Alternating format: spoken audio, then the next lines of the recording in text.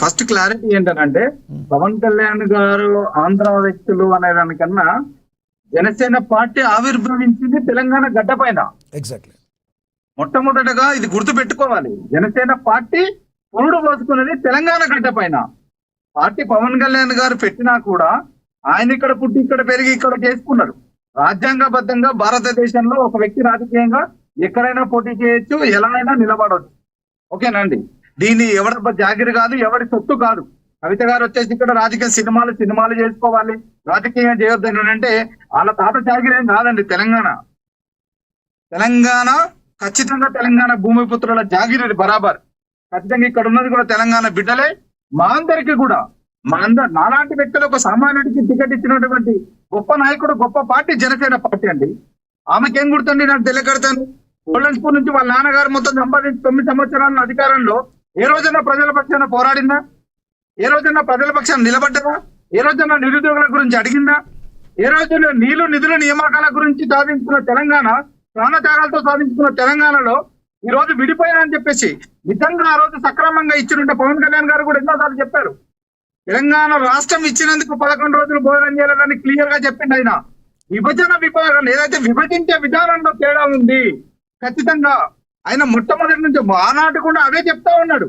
విభజించేటప్పుడు proper గా అన్నదమ్ములాగా proper గా ఏదైతే రాష్ట్ర విభజన జరిగేటప్పుడు ఈ రోజు ఆ రోజు కరెక్ట్ గా విభజన చేసినుంటే ఈ రోజు ఈ క్వశ్చన్ మీరు అడగకపోతుండే.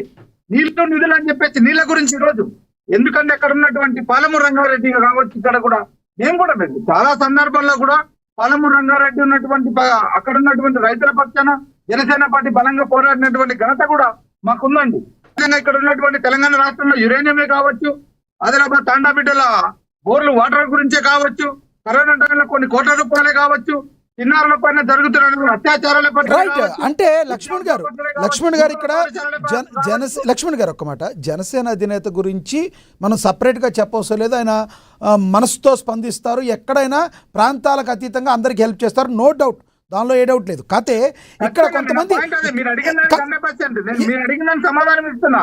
పవన్ కళ్యాణ్ గారు రేపు పొద్దుగాల డిప్యూటీ సీఎం గా అక్కడున్న ఆయన క్లియర్ గా చెప్పారు, నాకు తెలంగాణ ఆంధ్రప్రదేశ్ అనే దానికన్నా తెలుగు రాష్ట్రం ఎప్పుడు కూడా తెలంగాణ నాకు పునర్జన్మనిచ్చినంత చెప్పినటువంటి వ్యక్తి ఖచ్చితంగా నీళ్లు ఏదైతే నియామకాల పట్ల ఉన్నాయో ఖచ్చితంగా తెలంగాణకు రావాల్సినట్టు వాట పట్ల ఖచ్చితంగా చాలా నిష్పక్షపాతంగా పవన్ కళ్యాణ్ గారు వ్యవహరిస్తారన్న సంగతి ఖచ్చితంగా తెలిసిందే.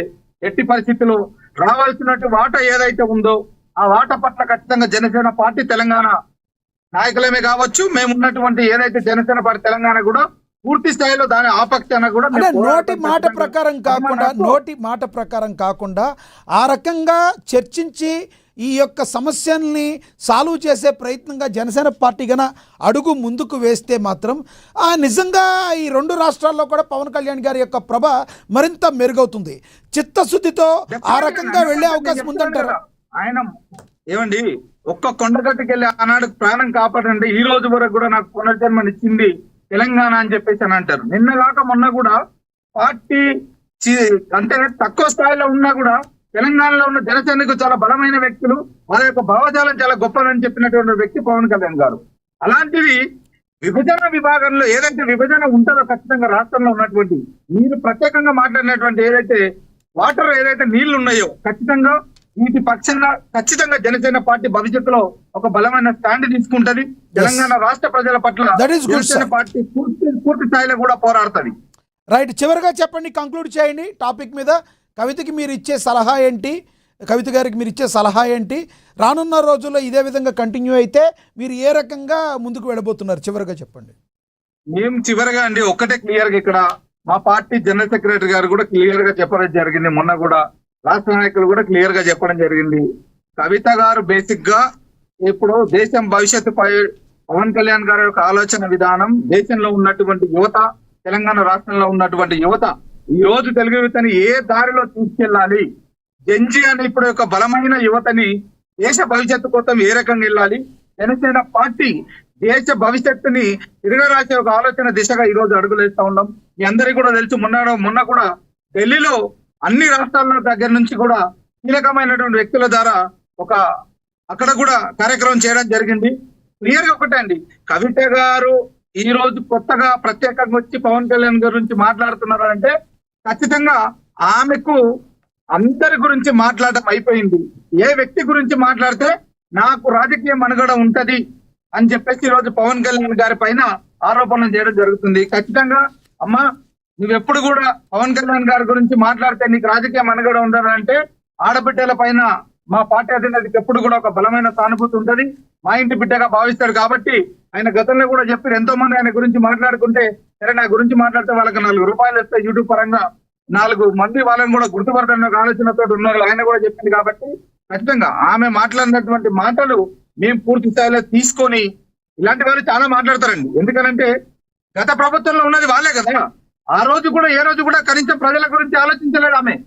ఆమె సొంత ఎప్పుడు ఆస్తులు కూడబెట్టుకోవడం కోసం, ఆమె యొక్క నిధుల కోసం, ఆమె యొక్క ఏదైతే ఆ యొక్క రాజ్యసభ కోసమే పోరాడింది తప్ప ఏ రోజు కూడా తెలంగాణ అస్తిత్వం గురించి ఏ రోజు కవిత గారు కూడా మాట్లాడిన దాఖలు ఎక్కడ కూడా లేదు.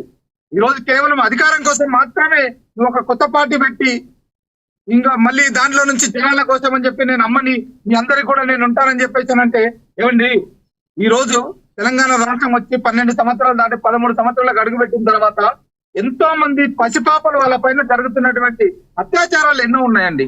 ఒక్క రోజు కూడా గలమెత్తిన పాపన లేదు ఈ ఆడబిడ్డ, ఈ అమ్మ. ఇలాంటి వ్యక్తి ఈ రోజు తెలంగాణ రాష్ట్ర ప్రజల గురించి మాట్లాడే హక్కు కవిత గారికి ఎక్కడుందని నేను అడుగుతా ఉన్నా. దయచేసి, ఎందుకనంటే అసలు ఇంతసేపు కూడా ఈ 1 అవర్ కూడా ఆమె గురించి డిస్కస్ పెట్టడం కూడా వేస్ట్ అండి. ఇలాంటి వ్యక్తులు అలా గాలిలో వచ్చి ఇలా కొట్టుకోపోతారు. నిజంగా ఇందాక మిత్రుడు అన్నట్లు ఆమెకి ఇళ్ళగా సభ పెడితే 100 చైర్లు కూడా చుట్టుపక్కల నిన్నవండి. అలాంటి వ్యక్తి, కనీసం ఆ తాత లేని వ్యక్తి కూడా పవన్ కళ్యాణ్ గారి గురించి మాట్లాడుతున్నారంటే తాత్కాలికంగా రాజకీయం చేయాలనుకుంటున్నారా? లేదంటే తెలంగాణలో మీరే చెప్పారు ఎన్నో ప్రాబ్లమ్స్ ఉన్నాయి, వాటి పరిష్కారానికి చిత్తశుద్ధిగా తెలంగాణ జనసేన పార్టీ పనిచేస్తుందా? మీరు గట్టిగా చెప్పగలరా? అన్ని సమస్యల మీద పోరాడుతుందా? ఖచ్చితంగా అండి, 100% నేను ఖచ్చితంగా చెప్పగలను. తెలంగాణ రాష్ట్ర యువత భావి భవిష్యత్తు కోసం ఖచ్చితంగా జనసేన పార్టీ పాటుపడుతుంది. మీరు అన్నట్లు నిధులు నియామకాలు ఏటి పట్ల అయితే ఉందో ఖచ్చితంగా వాటన్నిటి పట్ల ఖచ్చితంగా గలం ఎత్తుతుంది. అదే విధంగా గత ప్రభుత్వం చేసినటువంటి అన్యాయాలే కావచ్చు, ఈ రోజు 6 గ్యారంటీల పేరు చెప్పుకొని పబ్బం గడుపుతున్నటువంటి కాంగ్రెస్ పార్టీ చేస్తున్నటువంటి ఆగడాల పట్లనే కావచ్చు, ఖచ్చితంగా తెలంగాణ రాష్ట్ర ప్రజలకు అనుగుణంగా వాళ్ళ గొంతుకనై జనసేన పార్టీ భవిష్యత్తులో బలంగా ముందరికెళ్తారని చెప్పి ఈ సందర్భంగా కూడా మీకు చెప్పదలుచుకున్నాను. రైట్, రామ్మోహన్ గారు కంక్లూడ్ చేయండి సార్ ప్లీజ్. కృష్ణ గారు, నేను మొదలే మాట్లాడాను, కవిత మాటలకు అర్థం లేదు, తప్పుడు మాటలు, అది సరైనది కాదు, బాడీ షేమింగ్ అంతకంటే కాదు. ఒక ఆడమనిషిగా తాను ఆడబిడ్డగా తాను ఎదుటి వాళ్ళంటే ఆటోమేటిక్ గా వాళ్ళకు కూడా వస్తుంది కదా. మీ ఇంటికి మా ఇంట్లో ఎంత దూరం, మా ఇంటికి నీళ్ళు ఎంత దూరం కనుక విమర్శలు వస్తాయి. అసలు నిజంగా లక్ష్మణ్ గౌడ్ అన్నట్టు మీకు చర్చ పెట్టడమే కరెక్ట్ గా దానికి తప్పలేదు. ఎందుకంటే మనకు అటువంటి మాట అన్నది కానీ చెప్తున్నాడు. రెండోది ఏంటంటే నేను పరస్పరం భాషలు గౌరవించుకున్నాను. పేదరు భాష కావచ్చు, కానీ ప్రాంతాలు వేరుగా ఉన్నాయి. రాయలసీమ యాస ఒక రకంగా ఉంటుంది, ఉత్తరాంధ్ర భాష ఉంటుంది, కోస్తా 2.5 జిల్లాల భాష వేరే ఉంటుంది. ఇవాళ మంచి చెట్టు అస్తిత్వ పోరాటం జరిగింది, విడిపోయింది. ఒక రకం చెప్పారంటే 2 రాష్ట్రాలకు ఇడుపుకాయడం జరిగింది. ఇడుపుకాయడం జరిగినాక మళ్ళీ మొదటి కరెక్ట్ గా ఉంటారు. కొందరు ఒక దుర్మార్గుడు మాట్లాడుతున్నాడు, కానీ ఏదో పేరు పెట్టుకొని ఒక పోస్ట్ పెట్టడం వల్ల దాని మీద వచ్చిన మొత్తం వివాదం కలిగింది. దానికి ఇంత స్పందించాల్సిన అవసరం లేదు, వాడిని ఇచ్చిపెట్టి అయిపోయింది వచ్చింది కనుక నేను చెప్తున్నాను. చాలా వరకు భాషాపరంగా మనం ఎవరి ప్రాంతాన్ని మనం గౌరవించుకున్నా, ఎవరి భాషని మనం గౌరవించుకున్నా చెప్పాను కదా. వచ్చిండు అంటే చాలా మంది తెలంగాణలో వచ్చిండంటారు, వస్తాడు అంటారు, వచ్చిండంటారు. అందుకని వచ్చిండన్నా వచ్చాడన్నా వరాల తెలుగు ఒకటేనన్నా.